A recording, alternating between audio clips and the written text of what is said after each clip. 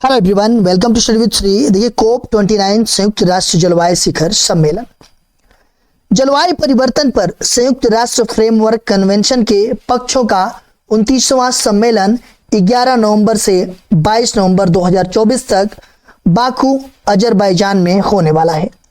इसे जलवायु विद कोप नाम दिया गया है क्योंकि इसका मुख्य लक्ष्य इस बात पर सहमति बनाना है कि जलवायु संबंधी लागतों से निपटने में विकासशील देशों की मदद के लिए प्रतिवर्ष कितनी धनराशि खर्च की जानी चाहिए। वही हम बात करें कोप 29 के शीर्ष एजेंडे के बारे में, तो जलवायु विद मुख्य एजेंडा नया सामूहिक परिणामित लक्ष्य है जो वर्तमान 100 बिलियन अमेरिकी डॉलर की प्रतिज्ञा समाप्त होने के बाद एक नया जलवायु वित्त पोषण लक्ष्य निर्धारित करता है। धनी राष्ट्र इस लक्ष्य को पूरा करने में संघर्ष करते हैं, जिसके कारण जलवायु संवेदनशील देशों में अविश्वास पैदा होता है। जीवाश्म ईंधन संक्रमण।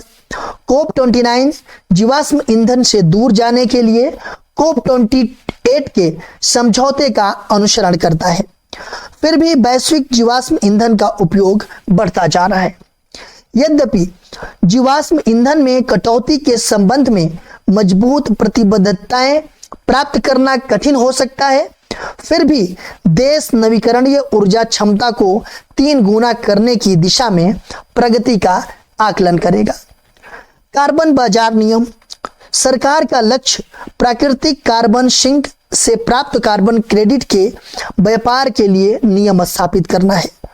प्रमुख मुद्दों में पारदर्शिता, मूल्यांकन मानक और क्रेडिट रद्द करने की शर्तें शामिल हैं।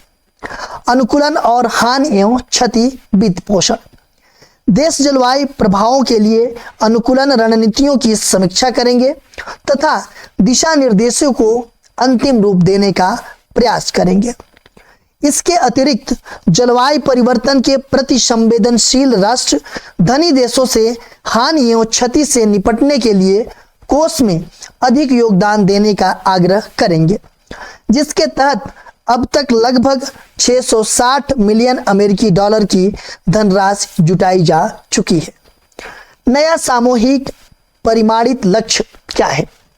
नया सामूहिक परिमाणित लक्ष्य पेरिस समझौते का एक प्रमुख तत्व है, जिसे जलवायु परिवर्तन के खतरे के प्रति वैश्विक प्रतिक्रिया को मजबूत करने के लिए 2015 में अपनाया गया था। विशेष रूप से इसका उद्देश्य विकासशील देशों को उनके जलवायु संबंधी कार्यों में सहायता देने के लिए एक नया वित्तीय लक्ष्य निर्धारित करना है। इस पर अभी बातचीत चल रही है और इसके वर्ष 2025 तक अंतिम रूप दिए जाने की उम्मीद है। वही हम बात करें नया सामूहिक परिमाणित लक्ष्य क्यों महत्वपूर्ण है, तो जलवायु वित्त अंतराल को संबोधित करना, उभरते बाजारों का वादा पूरा करना, वैश्विक जलवायु कार्रवाई को बढ़ावा देना, निजी क्षेत्र के निवेश को बढ़ावा देना, जवाबदेही और पारदर्शिता को प्रोत्साहित करना। कोप 29 में भारत की क्या भूमिका है?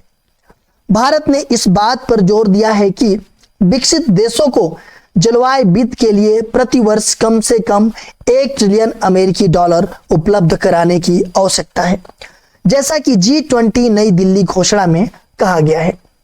कोप 29 में भारत का प्रतिनिधित्व मंडल जलवायु वित्त, कार्बन बाजार और शमन जैसे प्रमुख मुद्दों पर बातचीत करने के लिए पूरी ताकत के साथ जाएगा। भारत अग्रणी भूमिका निभा रहा है और कई राज्य और हितधारक कोप 29 में सक्रिय रूप से भाग ले रहे हैं। असम विशेष रूप से वैश्विक रेस टू रिजिलियंस पहल में शामिल हो गया है, जो मुख्यमंत्री जलवायु लचीला गांव फेलोशिप के माध्यम से कमजोर समुदायों को मजबूत करने के लिए काम कर रहा है।